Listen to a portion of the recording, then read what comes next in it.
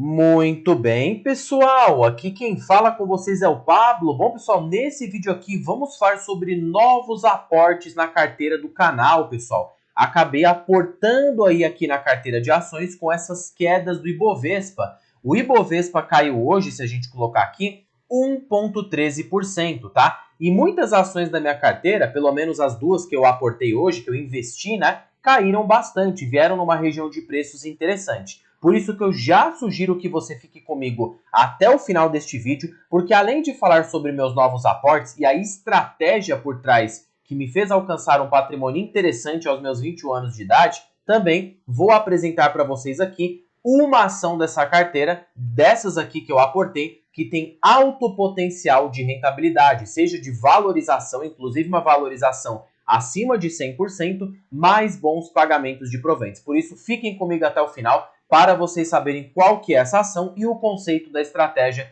e dos meus novos aportes. Mas antes de iniciar o vídeo, pessoal, já peço para que vocês se inscrevam no canal, até porque agora estamos com uma meta de atingir 2.000 inscritos aqui no canal, pessoal. E quanto mais inscritos esse canal tiver, mais eu posso proporcionar o conhecimento de qualidade para vocês, porque meu principal objetivo neste canal é fazer com que vocês atinjam a tão sonhada liberdade financeira. Então, pessoal, em contrapartida, para me ajudar, se inscreva no canal, compartilhe esse vídeo, deixe nos comentários sugestões e não se esqueçam de macetar o dedo no like, porque ajuda muito aí no engajamento. Pessoal, também considerem me seguir no Instagram, porque lá temos notícias de qualidade, tá bom? Bom, pessoal, falando então aqui, indo direto ao ponto, tá? De fato, eu realizei novos aportes na minha carteira de ações, tá? E aí, eu acredito que vocês devem estar morrendo de curiosidade sobre as empresas que eu aportei. Sim, eu comprei aí mais 100 ações de BR Partners, tá? Hoje eu estou com 1.510 ações e comprei mais 47 ações de Banco do Brasil. E aí agora estou com 3.626 ações de Banco do Brasil, tá? E aí, se vocês forem aqui em lançamentos, tá? Vocês podem observar esses novos aportes. Perceba aqui que com o restinho de recurso que sobrou, eu comprei um pouco de Sanepar, R$ 28,00, tá? 47 ações de Banco do Brasil a um preço médio de R$ 24,51. Acho que nesse preço o banco está extremamente barato e eu já vou explicar os motivos para vocês. E BR Partners 100 ações a 14,20, tá? BR Partners, inclusive, apresentou uma queda bastante interessante, pessoal. Se a gente pegar aqui na ótica mensal, a empresa, na ótica semanal, né, caiu 4,22%. Eu acredito que nesse preço há um desconto bem elevado. Portanto, fiquem comigo até o final para que eu explique os motivos para vocês. E antes eu já havia efetuado aportes nas empresas, né? Banco do Brasil tinha comprado mais 55 com o recurso que tinha pingado ali, né? E comprei ali BR Partners em novembro com o recurso que pingou. Então percebam que eu fiz compras bastante elevadas aqui dessas empresas, tanto no mês de dezembro e tanto aqui no mês de novembro, tá? E fiquem espertos, pessoal, porque lá para o dia 27 vai ter um novo aporte, tá? Pablo, caramba, novo aporte, de onde está surgindo tanto caixa? Dos dividendos. Eu tenho um provento para receber de BR Partners e de Banco do Brasil no dia 27 de dezembro, tá? Somando esses dois proventos, vamos fazer um cálculo aqui, tá? O provento que a BR Partners anunciou foi de 78 centavos por cada ação. Multiplicado pelo meu número de ações, que era 1.409, tá? Minha posição anterior, que foi baseada nesse provento, R$ 1.099. Mais o JCP de Banco do Brasil, que vai me dar ali uns R$ 536, eu vou receber R$ 1.635 de proventos e aí posso reaplicar aqui na carteira, seja no Banco do Brasil, seja na BR Partners, seja na Sanepar, que eu acho que nesse preço voltou a apresentar uma oportunidade. Então, fiquem comigo aí que vocês vão saber o motivo desses aportes. Bom, pessoal, sem mais enrolação, o primeiro motivo do aporte nada mais do que nada menos a queda do Ibovespa, tá? O Ibovespa, ele já vem caindo forte desde do último topo dele, tá? Perceba que ele obteve uma alta ali em novembro, tá? Até 130 mil pontos. Desde então, o Ibovespa já acumula uma queda superior a 3%, tá? E por que o Ibovespa tem caído com tanta frequência? Primeiro ponto, esse aqui é um dos primeiros pontos, tá? Saída de capital estrangeiro. O capital estrangeiro tem saído com bastante força da nossa economia. E Pablo, o estrangeiro, qual é a importância dele? A importância é que ele representa 70% de toda a liquidez do mercado. Então, com os estrangeiros saindo, isso acaba fazendo preço nos ativos, ou seja, as ações, né? E aí o que acontece, pessoal, outro motivo que levou o capital estrangeiro sair da nossa bolsa com frequência e derrubar os ativos de risco foi por conta da taxa Selic, tá? O Copom elevou a taxa Selic para 12,25% ao ano e prevê novos aumentos de 1 ponto percentual em janeiro e março, tá? Ou seja, uma alta extremamente elevada na taxa Selic. Por que uma alta dessa? Porque, infelizmente, pessoal, o Brasil ele tem passado por gastos fiscais extremamente elevados por parte do governo federal. Estamos tendo um gasto orçamentário bastante elevado. Não é à toa que, se olharmos aqui as projeções do Boletim Focus, ele projeta alta na inflação. O que leva a alta na inflação? Descontrole dos gastos, tá? O governo está com déficit fiscal nas contas públicas. E aí, no caso, ele precisa adotar práticas contracionistas na economia para desestimular o consumo e diminuir, né, o consumo das famílias para que a inflação fique dentro da meta, controlada, e aí o Banco Central acaba aumentando a taxa de juros, tá? E isso aqui no que impacta nos seus investimentos? Impacta de que ações, ativos de risco, economia real, ou seja, empresas, investimentos privados, tá, na economia, ficarão de lado ou caindo por mais tempo, tá? Porque não tem como empresas crescerem, tomarem dívida ou se expandirem a um custo de capital extremamente elevado como estamos enfrentando hoje, que é no caso aí Selic a quase 13% ao ano e uma inflação elevada. Como que as empresas vão conseguir, né, crescer neste período? Principalmente as empresas que sofrem com dívidas mais elevadas. E aí, na nossa estratégia, né, temos principalmente estratégias de empresas perenes. Por quê, pessoal? Porque mesmo em cenário de alta de juros, mesmo em cenário de recessão, que vocês já devem estar super acostumados aqui no Brasil a acontecer esses problemas. E vocês verão muito, né? E geralmente essas turbulências trazem oportunidades. Portanto, a estratégia de dividendos segue intacta. Perceba aqui com o Banco Itaú, tá? O Banco Itaú, ao longo de 20 anos, gerou um retorno de 6.664%, tá? E aí perceba que grande parte deste retorno foi devido ao dividendo, tá? Pelo menos 80%. O resto foi devido da valorização das ações. Então perceba que a valorização ela será de fato um bônus para você. Mas o que vai te trazer um retorno no longo prazo é de fato o provento. Olha só o quanto que o Banco Itaú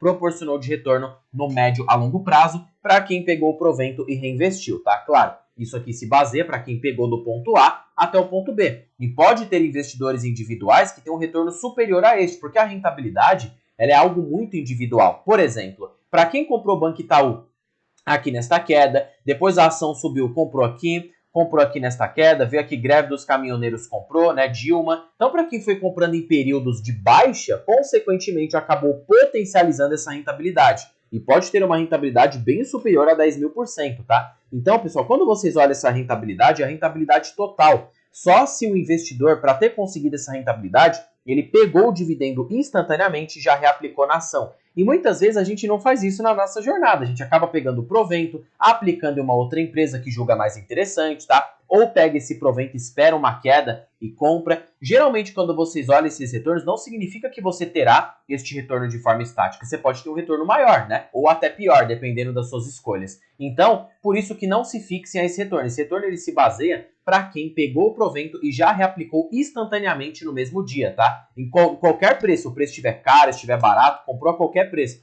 Por isso a importância que eu saliento para vocês, pessoal. Tem que comprar ações baratas para que você potencialize a sua expectativa de retorno no médio a longo prazo, tá? Bom, agora partindo aqui de volta para a nossa carteira, a primeira ação que eu efetuei de fato o aporte foi o Banco do Brasil e agora eu vou explicar o racional do porquê que eu comprei a empresa, tá? O primeiro ponto, eu acho que o banco está extremamente descontado, tá, pessoal? Não tem como.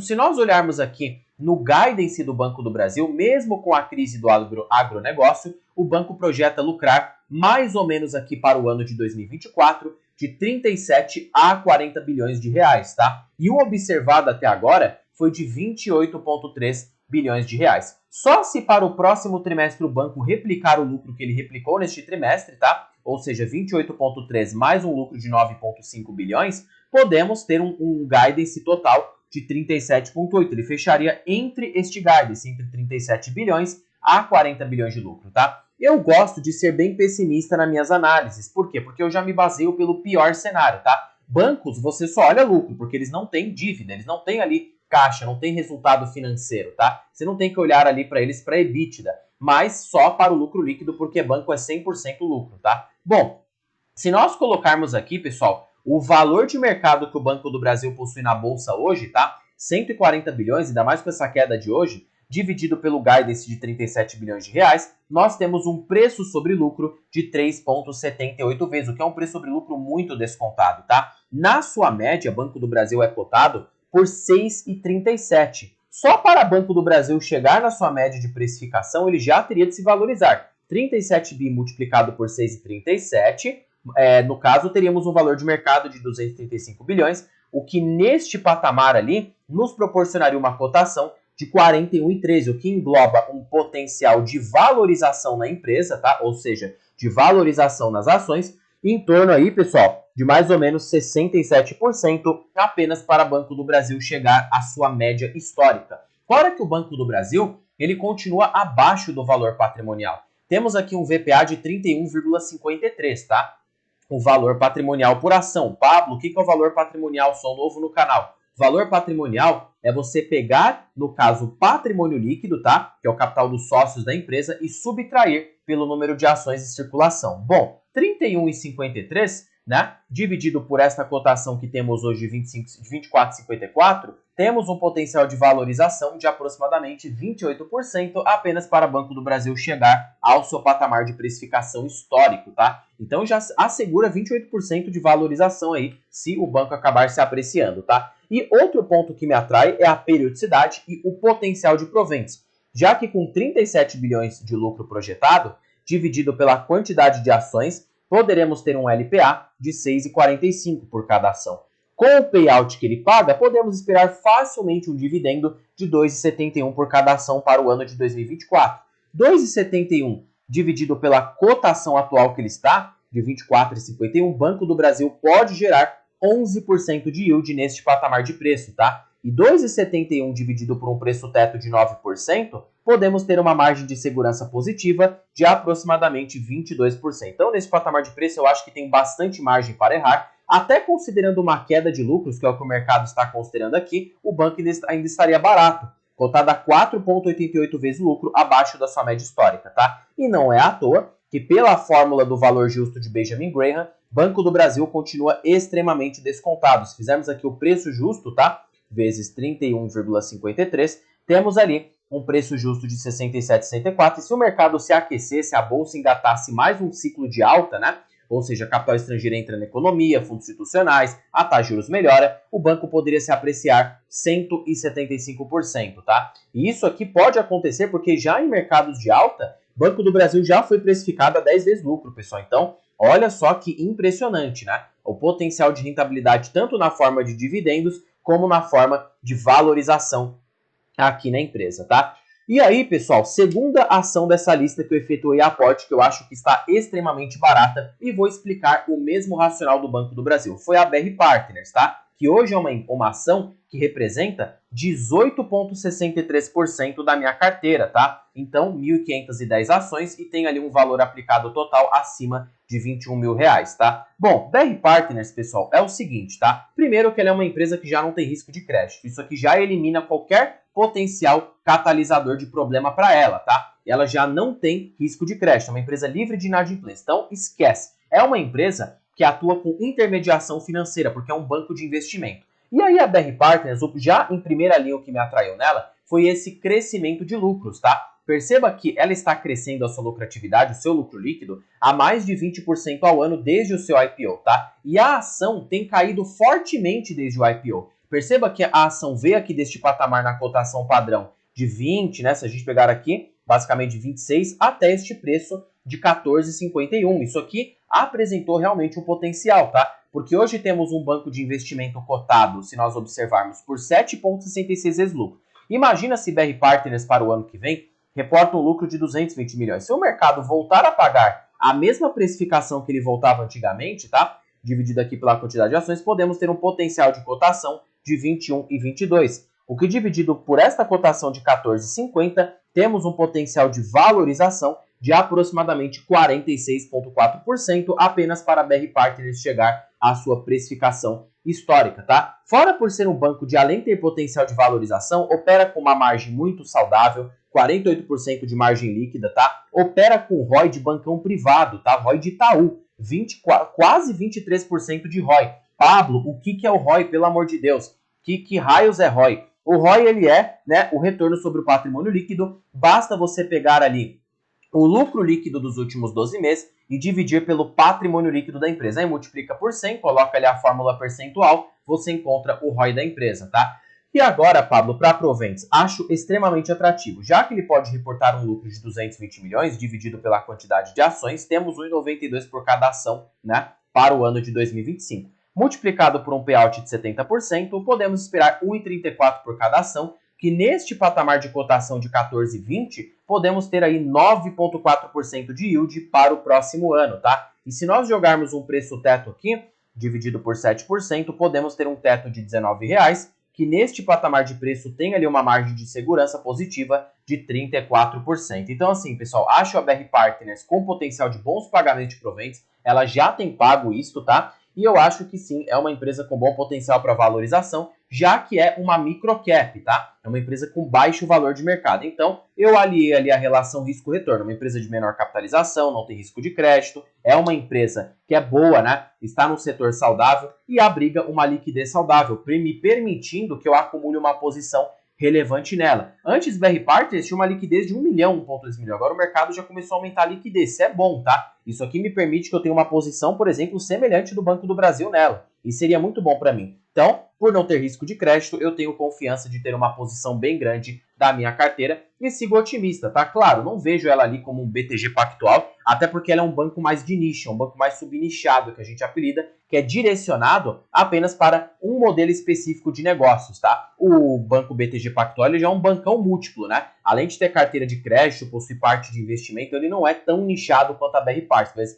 A BR Partners está mais focada ali em wealth, né? Intermediação de mercado de capitais e outros serviços ali. Bom, pessoal, agora vamos olhar aí a última ação aqui dessa lista, tá? Que eu também detenho na minha carteira, tenho realizado aportes nela, não aportei muito porque ela tinha subido forte, mas neste patamar de preço ela já pode ser elegível para o meu aporte também, tá? É a Sanepar, pessoal, que eu acho que a Sanepar está extremamente descontada também. Claro, nada se trata de recomendação de compra ou de venda. O que acontece com a Sanepar é o seguinte, tá? A empresa, ela vem aí com uma não probabilidade, isso aqui já está 100% garantido, de receber uma indenização de 3,6 bilhões da União, tá? Ela ganhou um processo contra a União, ou seja, a União tem que depositar para ela 3,6 bilhões. Pablo, quando que esse valor vai cair? Pessoal, não sabemos ao certo a data, portanto, ele já está em trânsito em julgado. Ou seja, o que é trânsito em julgado, Pablo? Traduz aqui pra gente. Já está garantido, já está para depósito. Se você pesquisar aí o número do processo da Sanepar, você consegue encontrar este precatório aí, né, no balanço e olhar ali em contabilidades específicas, tá? Eu acho que a empresa, para receber este valor, o máximo que a União pode conseguir é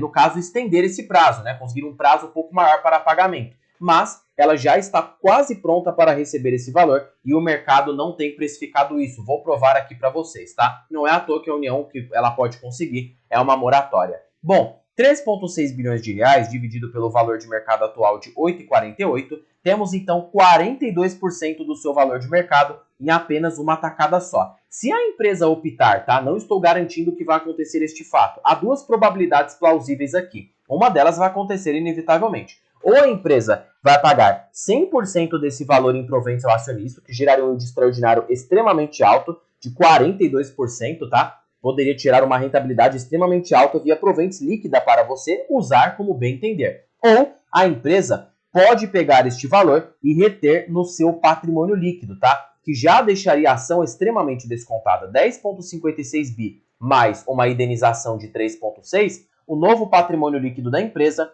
poderia ser de 14,16 bi. Dividido pela quantidade de ações que ela tem hoje no Free Float, tá? Podemos ter ali, de fato, um VPA de 9,37. E aí imagina se a empresa chega nesse valor patrimonial frente à cotação que ela está hoje. Ela poderia se valorizar em torno de 66,49% apenas para chegar no seu novo VPA pós-indenização, tá? Outro fator também, pessoal, é que isso, além de deixar o preço sobre valor patrimonial extremamente baixo, ou seja, preço atual 5,63 dividido por 9,37, tá? Poderíamos ter um P sobre VPA de 0,60, o que fica próximo ao preço do ano de 2022, tá? Onde a Sanepar estava extremamente descontada. Então, assim, pessoal, há uma probabilidade realmente de rentabilidade bem elevada na empresa, justamente por esses fatores de recebimento ali de indenização, tá? E já no cenário atual, a Sanepar se encontra barata. Perceba que só no seu VPA atual,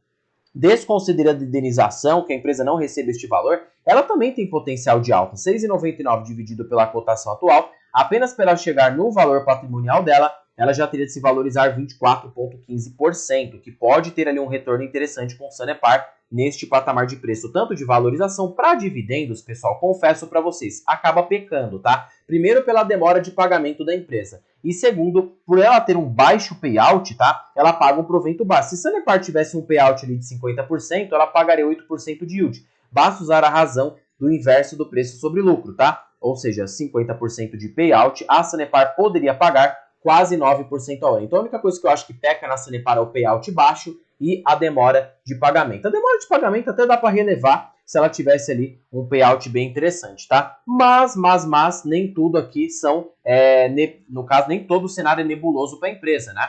De fato, é uma ação que gerou muito valor ao acionista. Se nós jogarmos aqui numa lupa de 10 anos, 427% de retorno. Então não se baseie só porque a empresa demora de pagar e tem um baixo provento de que ela não pode gerar valor. Se ela realmente receber essa indenização, ela pode desbravar um valor bem alto, fora que opera com uma margem muito confortável, um ROI saudável e tem uma dívida extremamente controlada que fica ali em 1,65 vezes dívida líquida sobre EBITDA. Fora que é um setor estável, né? E tem perspectiva de crescimento de lucros a longo prazo. Olha que gráfico bonitinho aqui da Sanepar. Ano após ano, a empresa reporta crescimento de lucros, tá? Se nós considerarmos o preço justo de Graham na empresa, ela está muito descontada, pessoal, e funciona muito para empresas como Sanepar que já existem há anos, tá?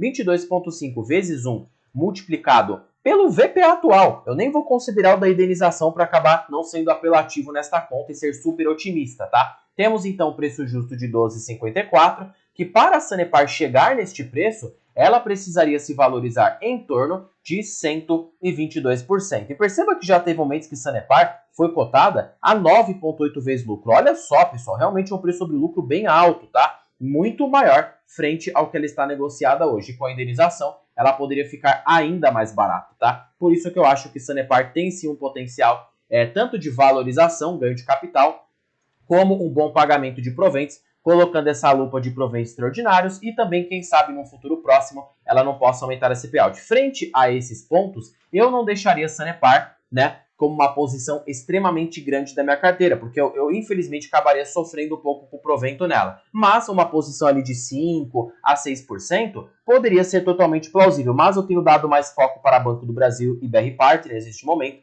porque eu acho que o setor financeiro está bem consolidado e bem barato. Sanepar, eu tenho deixado mais como uma opção secundária e prefiro acumulando aos poucos, até porque eu viso com Sanepar mais ganho de capital, tá? Se a ação viesse a se valorizar muito, eu poderia, tá, pessoal? Já não tô afirmando aqui para vocês que eu poderia sim realizar vendas para realizar lucros, tá? Porque eu acho que a empresa ali para ganho de capital é bem interessante. Agora, para dividendos, eu acho que ela teria que ter uma política um pouco mais consolidada para eu olhar para ela com outros olhos, tá? Pessoal, e aí, para encerrar este vídeo, eu vou aqui falar para vocês também outro ponto, tá?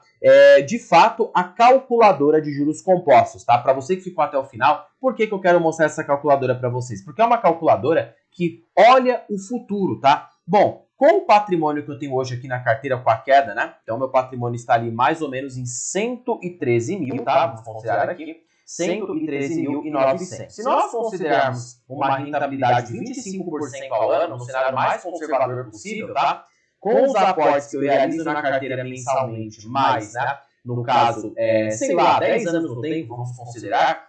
Olhem só o patrimônio que eu posso chegar daqui a 10 anos, quase 3 milhões de reais, tá? Então, é um excelente patrimônio que já me colocaria em uma posição bem confortável. Portanto, eu tenho conseguido uma rentabilidade mais elevada do que essa. Por quê, Pablo? Por conta do market time. Pablo, você acerta market time? Não acerto, tá? Ninguém consegue prever e cravar o preço de market time. Mas, se você pegar ações a preços baixos, ou seja, empresas baratas, você potencializa a sua performance. E não é à toa que para eu chegar nesse patrimônio, eu já invisto há 2 anos e conseguir uma rentabilidade de em torno de 40% ao ano. Se por um acaso, tá, eu conseguir manter essa rentabilidade nos próximos 10 anos, olhem só o patrimônio que eu posso acumular, 6,9 milhões de reais, tá? Isso já me geraria uma renda de quase 70 mil por mês aos meus 30 anos. E olha só que legal, pessoal, sendo aqui o meio termo, nem 20% e nem 40%, 30% ao ano, tá?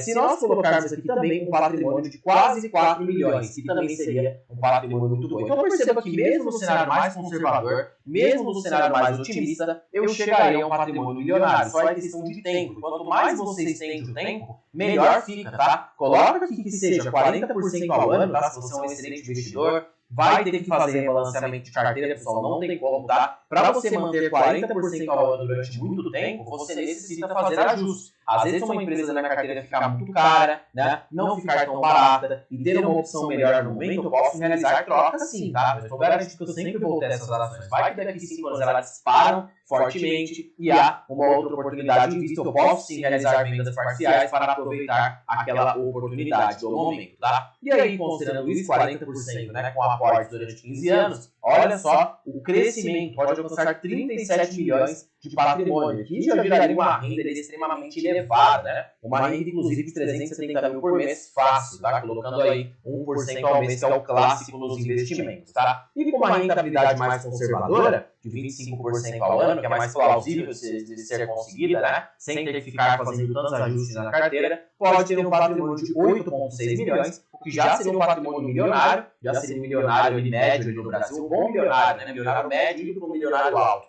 Teria ali mais ou menos um dividendo mensal de 80 mil por mês, tá? O que já é salários de presidentes, né? De CEOs de empresas de grandes corporações. Então, olhem que dá sim para você conseguir um excelente retorno sendo investidor de médio a longo prazo. Portanto, pessoal, essas coisas não acontecem no curto prazo. Se a gente colocar aqui juros compostos, vai até mesmo de 40% ao ano, que é bem alto, numa lupa de 2 anos, nem faz tanta diferença. O patrimônio de 248 mil, né, frente ao patrimônio que eu tenho hoje. Então, você percebe que tem que estender o horizonte de tempo, você tem que jogar ali 5, 6 anos no mínimo, tá? Para você ver um resultado significativo, é de 5 anos para cima, pessoal. Tirando isso, esquece ações, esquece investimento, porque você não vai ter resultado de curto prazo. A não ser que você tenha um montante imenso. Uma pessoa que começa ali com patrimônio, de R$1 milhão, já fica mais fácil. Coloca R$1 milhão, nem que você tenha uma rentabilidade tão alta, 10% ao ano, tá? Considerando uma rentabilidade bem ínfima, de 10% ao ano,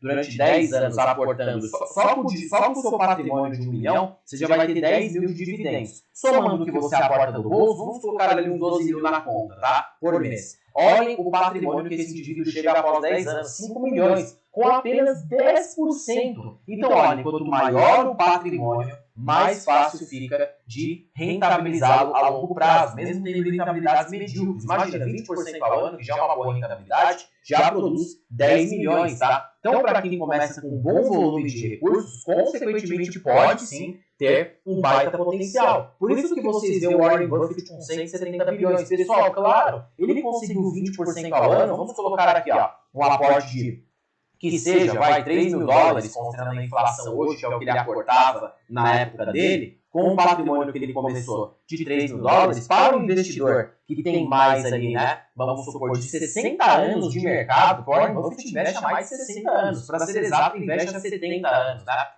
Olhem isso a longo prazo, 69 bilhões de dólares, tá? Finge que isso aqui é dólar, tá, pessoal? Não é real. Então, olhe só o potencial que é de fato no longo prazo, tá? Gerando 20% ao ano. Ele investe há 7 décadas. Então, não tem como. Claro que vai conseguir um patrimônio extremamente grande, tá? Agora, para o investidor que tem uma lupa ali de 5 a 6 anos, pode conseguir um bom patrimônio, mas patrimônios extremamente elevados, grandes, bilionários, só são construídos com décadas de investimento, tá? Porque é a matemática, pessoal. Não tem como discutir com os famosos juros compostos, tá? Bom, pessoal, espero que vocês tenham gostado desse vídeo. Motivos aqui do aporte da carteira, ações que eu sigo comprando, potencial de rentabilidade e também um pouco da economia, de como ela está funcionando para a perspectiva nos investimentos. Pessoal, terminando o vídeo por aqui, fiquem com Deus e até o próximo vídeo, pessoal.